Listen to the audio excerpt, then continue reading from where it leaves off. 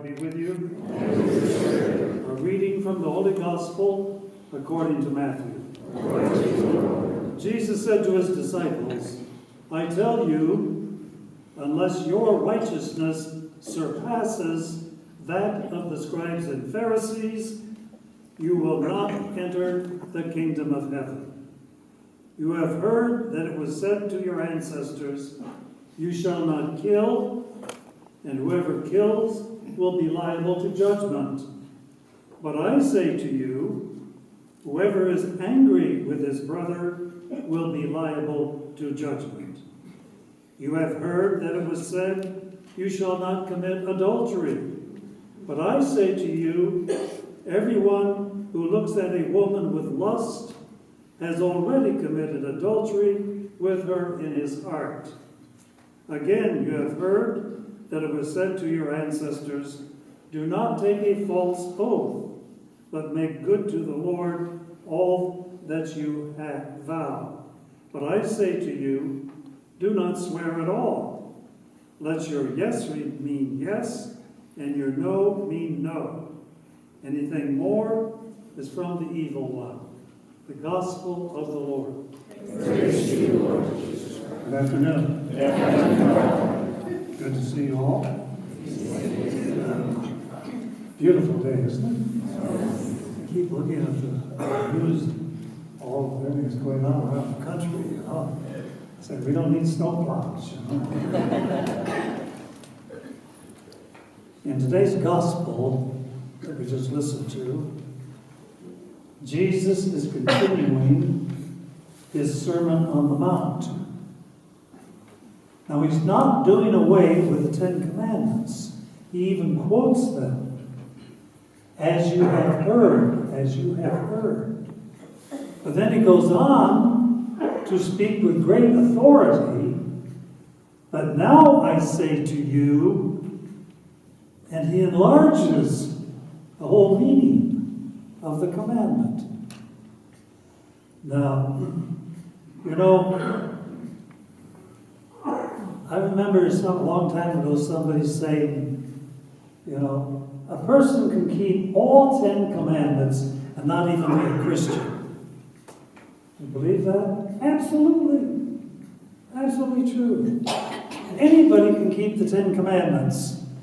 Jewish people, Muslims, anybody can keep them.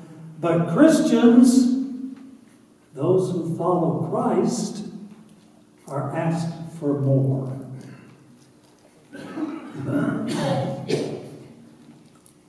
You know, I used to examine my conscience with the Ten Commandments. I don't do it anymore because it's a little bit too easy. I mean, can you imagine, you know, you lie in bed before you go to sleep and you say, let me examine my day. And you go, I have not killed anyone today. I have not committed adultery. I haven't stolen anything. On. Hey, I'm justified. Hold it. Stop right there.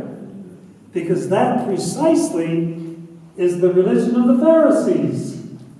And Jesus said in our gospel, if your righteousness does not surpass that of the scribes and Pharisees, you will not enter the kingdom of heaven.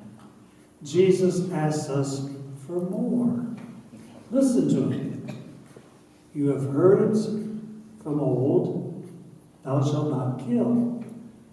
But I say to you, whoever is angry with his brother is liable to judgment. Wow, that's a lot more than killing people. Huh? That's a real extension of that commandment. You know, we have to keep in mind here, though, there's nothing sinful about anger. Anger is a mere feeling. It's a reaction. It's our feeling, our reaction to some hurt or some annoyance. That's all it is. It's not moral or sinful in itself. Even Jesus got angry. He did not commit sin. He must have been pretty angry to pick up whips in order to cleanse the temple by driving out all of the merchants and the money changers. So there is such a thing as justifiable, appropriate anger.